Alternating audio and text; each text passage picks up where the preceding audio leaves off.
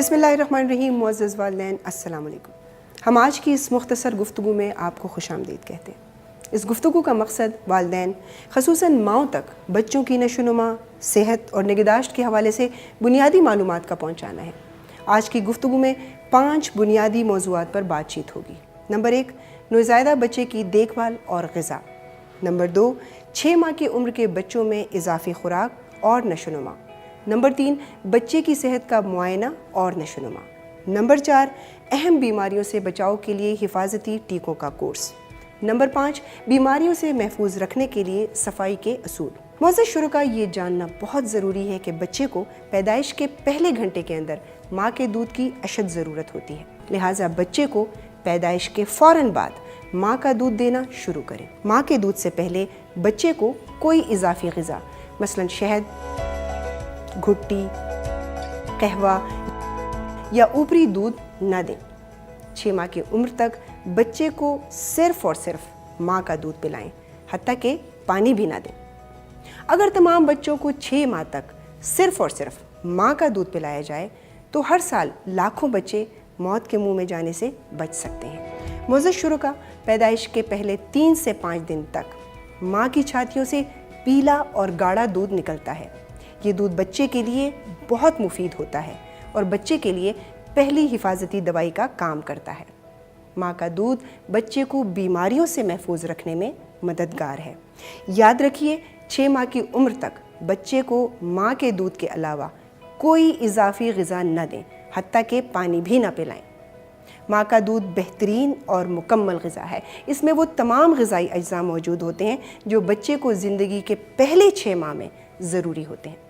ماں کا دودھ بچے کو مختلف بیماریوں سے محفوظ رکھتا ہے، جبکہ بوتل کے استعمال سے دست لگنے کا خطرہ بڑھ جاتا ہے۔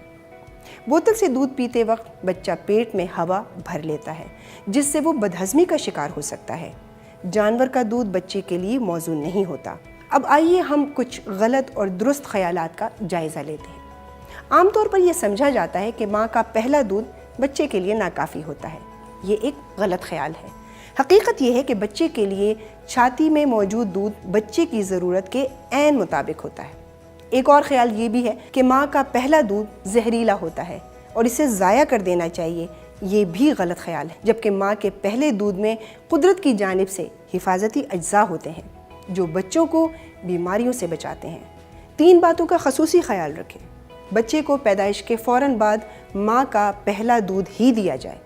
ڈبے یا جانور کا دودھ نہ دیں۔ پہلے 6 ماہ کی عمر تک بچوں کو صرف اور صرف ماں کا دودھ پلانا چاہیے۔ معزز والدین، اب ہم 6 ماہ کی عمر میں ماں کے دودھ کے علاوہ دوسری اضافی غذاؤں کے بارے میں گفتگو کریں گے۔ اضافی غذا سے مراد یہ ہے کہ ماں کے دودھ کے ساتھ ساتھ بچے کو دوسری غذا دی جائے، جس میں دلیا، شہد، کھیر، نرم کیا ہوا کیلا اور باقی نرم غذائیں شامل ہوں۔ ایسی غذائیں جو اتنی گاڑھی ہوں کہ چمچ کے اندر ٹھہر سکیں۔ یاد رکھیے، 6 ماہ کی عمر سے پہلے بچے کو ماں کے دودھ کے علاوہ کسی اور غذا کی ضرورت نہیں ہوتی۔ اس بات کو یقینی بنائیں کہ اضافی غذا دینے کا آغاز 6 ماہ کی عمر سے پہلے ہرگز نہ کیا جائے۔ 6 ماہ کی عمر کے بعد بچے کو ماں کے دودھ کے ساتھ ساتھ دوسری اضافی غذا شروع کروانی چاہیے۔ 6 ماہ کے بعد بچے کی غذائی ضروریات صرف ماں کے دودھ سے پوری نہیں ہوتی، اور اضافی غذا نہ دی جائے تو بچہ غذائی کمی کا شکار ہو سکتا ہے۔ یاد رکھیں، 6 سے 8 مہینے کے بڑھتے ہوئے بچے کو دن میں 2 سے 3 مرتبہ اضافی غذا کی ضرورت ہوتی ہے، جبکہ 9 سے 24 مہینے کے بچے کو دن میں 3 سے 4 مرتبہ اضافی غذا درکار ہوتی ہے۔ بچے کو مختلف قسم کی غذائیں دی جا سکتی ہیں، مثلاً چاول، گندم، مکئی، پنیر، آلو، مرغی، انڈا، کیلا، مکھن، گھی، شکر اور شہد وغیرہ۔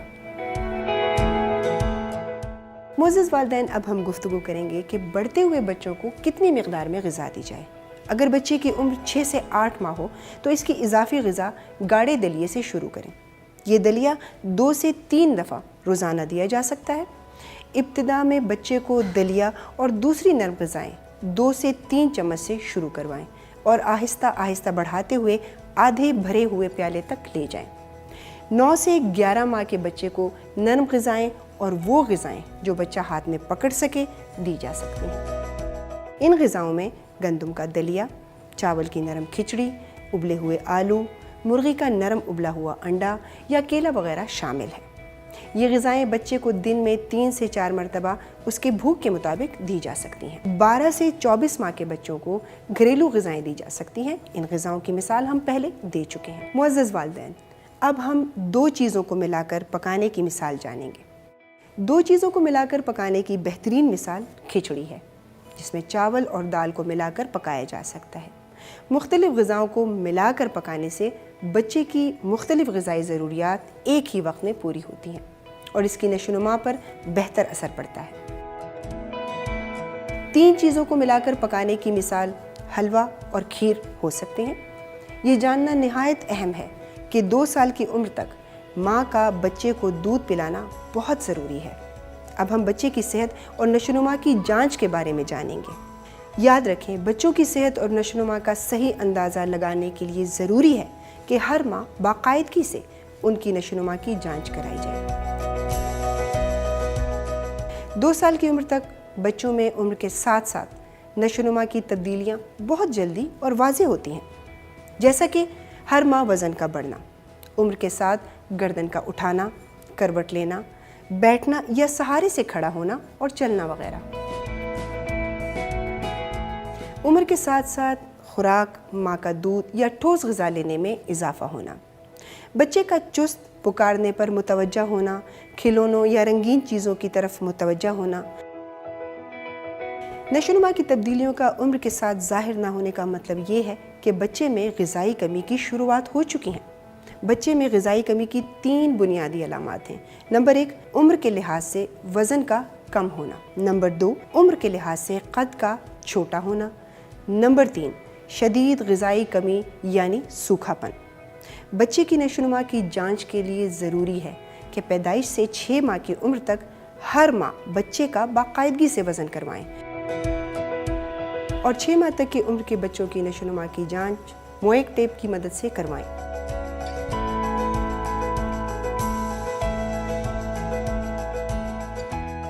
اس سلسلے میں لیڈی ہیلتھ ورکرز یا قریبی مرکز صحت سے رجوع کریں۔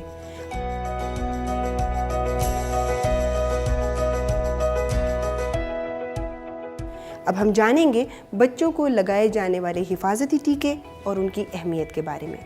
پیدائش سے 1 سال کی عمر تک کے بچوں کو 9 اہم بیماریوں اور معذوری سے بچانے کے لیے حفاظتی ٹیکے شیڈول کے مطابق لگوائیں۔ حفاظتی ٹیکوں کا مقصد بچوں کو 9 مہلک بیماریوں سے محفوظ کرنا ہے، جن کی شرح پاکستان میں بہت زیادہ ہے اور یہ بیماریاں بچوں کی معذوری یا موت کا سبب بن سکتی ہیں۔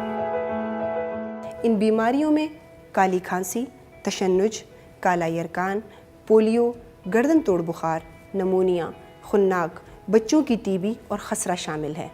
حفاظتی ٹیکے بچے کے جسم میں بیماری سے مقابلہ کرنے کی طاقت کو بڑھا دیتے ہیں، اس لیے آپ کو 9 مہلک بیماریوں کے خلاف اپنے بچوں کو باقاعدگی سے یہ ٹیکے لگوانے چاہیے۔ بچے کی پیدائش پر BCG کا ٹیکہ لگوائیں۔ اس کے بعد بچے کو 9 مہینے کی عمر تک مزید 4 دفعہ یعنی 6، 10 اور 14 ہفتے کی عمر میں ان مہلک بیماریوں سے بچاؤ کے ٹیکے لگائے جاتے ہیں۔ خسرہ کے حفاظتی ٹیکے بچے کو 9ویں اور 15ویں مہینے میں لگائے جاتے ہیں۔